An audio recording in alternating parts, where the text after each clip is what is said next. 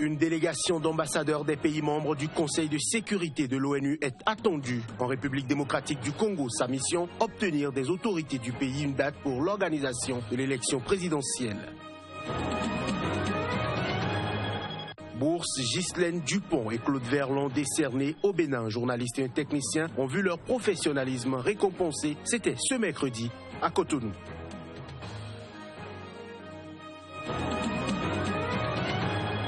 Au Cameroun, les élans de solidarité envers les rescapés de la catastrophe ferroviaire du 21 octobre dernier à Iseka fusent de partout. La communauté française résidant à Douala s'est illustrée.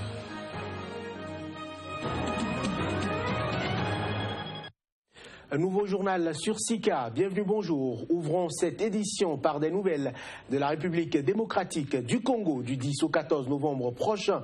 Une délégation d'ambassadeurs des pays membres du Conseil de sécurité de l'ONU est attendue dans le pays. Sa mission, obtenir des autorités du pays une date pour l'organisation de l'élection présidentielle. Plus de détails à travers cet élément. Au cours de sa mission en République démocratique du Congo du 10 au 14 novembre 2016, la délégation du Conseil de sécurité de l'ONU, composée des ambassadeurs de 15 pays membres, séjournera dans les villes de Kinshasa, Goma et Beni. Elle rencontrera le président Joseph Kabila, de même que les responsables de l'opposition et ceux de la société civile. L'objectif, selon l'ambassadeur angolais Ismaël Gaspar Martins, est d'exiger qu'une date soit choisie par les Congolais pour la tenue de l'élection présidentielle sans le président Kabila. Selon ce diplomate, Joseph Kabila doit terminer son mandat et laisser quelqu'un d'autre être élu. Aussi, Ismaël Gaspar Martins plaide pour que la date choisie soit bonne afin que la présidentielle tant attendue dans le pays ne soit pas suivie de confusion. Pour sa part, l'ambassadeur français François Delattre plaide pour que cette élection se tienne dès que possible et dans le plein respect de la Constitution.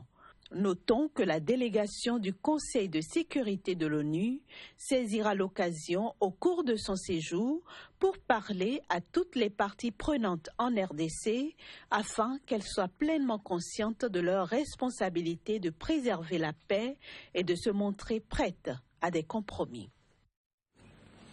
Libération de 5 militants du mouvement citoyen Filimbi, toujours en République démocratique du Congo, arrêtés samedi à Kinshasa lors d'une contestation de la prolongation du mandat du président Joseph Kabila Kabange.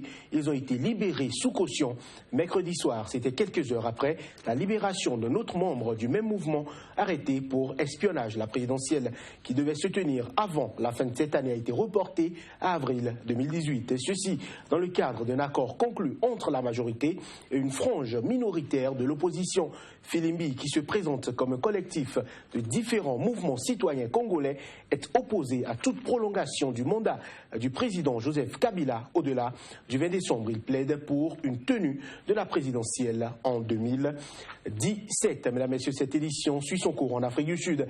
Les appels à la démission du président Jacob Zuma se multiplient, que ce soit dans le rang de l'opposition politique, de la société civile ou de la population.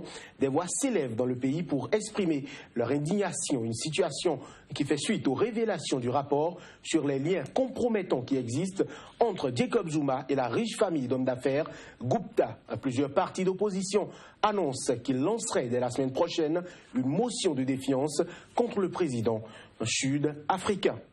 Au Soudan du Sud, après la publication d'un rapport accablant, le commandant de la force de l'ONU a été limogé. Selon des analystes politiques, ce n'est pas la solution pour pallier à la situation qui prévaut dans le pays. Les images. Selon un rapport de l'ONU publié mardi dernier, des casques bleus présents au Soudan du Sud ont eu une réaction chaotique et inefficace face aux actes d'agression sexuelle qui se sont produits les 17 et 18 juillet dernier dans le pays. À la suite de la publication de ce document, le secrétaire général de l'ONU, Ban Ki-moon, a licencié le commandant de la force des Nations Unies, le général Johnson Mogoa Kimani Ondieki. Mais du point de vue des analystes politiques, la sanction infligée au commandant kényan n'est pas une alternative crédible pour résoudre les problèmes. Le général Kenyan Johnson a été viré, mais il y a plus d'un responsable. C'est le système de l'ONU. Le système de l'ONU n'est pas juste une seule personne. Donc la question de la publication du rapport sur le renvoi d'une personne ne va pas régler les problèmes. Nous voulons que l'ONU s'assure que ce genre d'incident ne se reproduise pas au Soudan du Sud ou ailleurs dans le monde. Au lendemain de l'éviction du commandant de la force des Nations Unies, un comité du gouvernement sud-soudanais recommande l'ouverture d'une cour martiale afin de juger les soldats arrêtés suite aux violences de juillet. Le comité recommande l'ouverture d'une cour martiale ou d'un tribunal hybride comprenant 2 juges militaires et civils. Nous en sommes arrivés à cette conclusion car les comités ont constaté que la majorité des personnes arrêtées sont des soldats. La cour martiale est la plus adaptée pour eux. Selon l'organisation Human Rights Watch, les casques bleus de l'ONU ont failli à leur mission de protection des civils à Juba. Cependant, elle estime que le Conseil de sécurité a aussi sa part de responsabilité.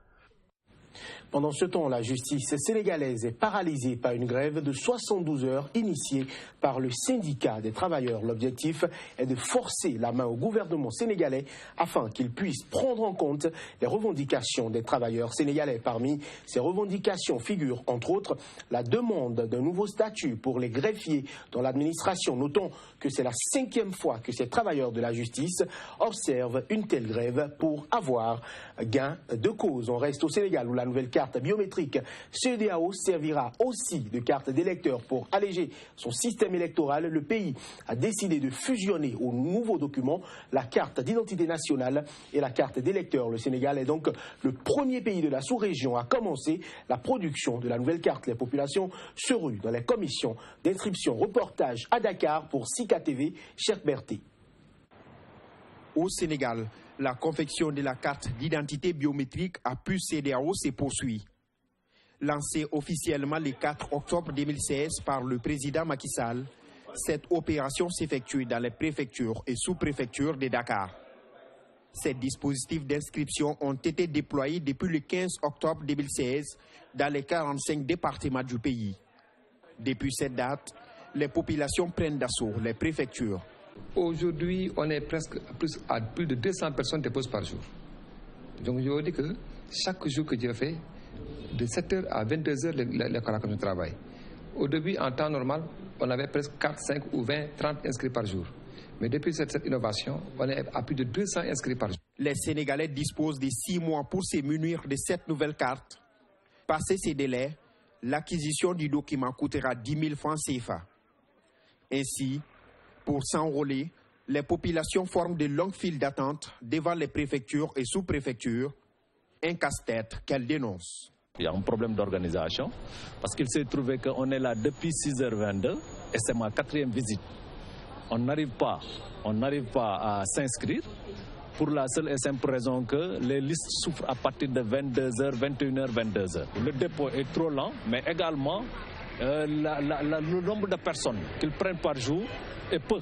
Le Sénégal est le premier pays à lancer la confection de la carte biométrique à puce CEDEAO. Ce nouveau document sera un jalon décisif pour renforcer l'intégration entre les États de l'Afrique de l'Ouest. En août 2013, les chefs d'État et de gouvernement de la CEDEAO avaient annoncé le projet de création d'une carte biométrique. Objectif, faciliter la libre circulation des 320 millions de citoyens de l'espace communautaire. Je l'annonçais en titre, au Cameroun, les élans de solidarité destinés aux rescapés de la catastrophe ferroviaire du 20 octobre dernier à Esseka fusent d'un peu partout. Hier, mercredi, c'est au tour de la communauté française résidant dans la ville de Douala de s'illustrer en remettant, par le biais du consul général de France à Douala, un don de matériel médical et divers produits. Donc, qui a été réceptionné par le directeur général de l'hôpital La Quintane de Douala. Reportage, Alphonse Narcisse-Oum.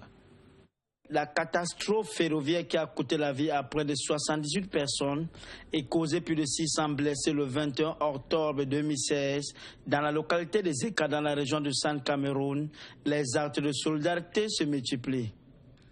Après la communauté indienne, c'est au tour de la communauté française qui réside dans la ville de Douala, représentée par le consul général de France, à remettre du matériel médical composé, entre autres. Donc se compose de matelas, de couvertures, de serviettes, de draps, d'oreillers, de couettes, de packs d'eau minérale, tout un tas d'équipements dont cet hôpital a évidemment besoin, mais également une partie de matériel médical qui faisait partie d'une liste dont l'hôpital avait vraiment besoin.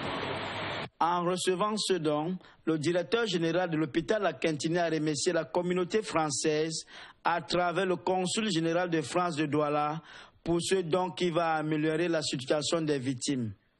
Au-delà de l'aide accordée aux victimes qui sont sous notre toit, nous voyons par le biais du matériel médical qui est dans ce don-là une ferme volonté des ressortissants français d'aider la Kintini à être capable de pouvoir recevoir avec beaucoup plus de facilité et d'aisance les victimes d'éventuels accidents de ce type-là. Les partenaires du Cameroun qui suivent de très près cette actualité apportent toute la solidarité que mérite le peuple camerounais à ce moment difficile. Cécile Goudou et Didier Guédou, respectivement journalistes et techniciens béninois, ont vu leur professionnalisme primé. C'était ce mercredi à Cotonou. Ces deux jeunes gens sont les gagnants de la 3e édition de la bourse Ghislaine Dupont et Claude Verlon. Reportage.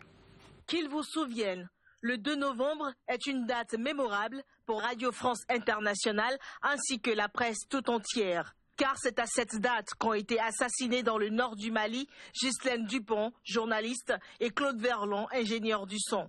Depuis leur décès en 2013, a été instituée en leur mémoire une bourse. La 3e édition s'est déroulée au Bénin.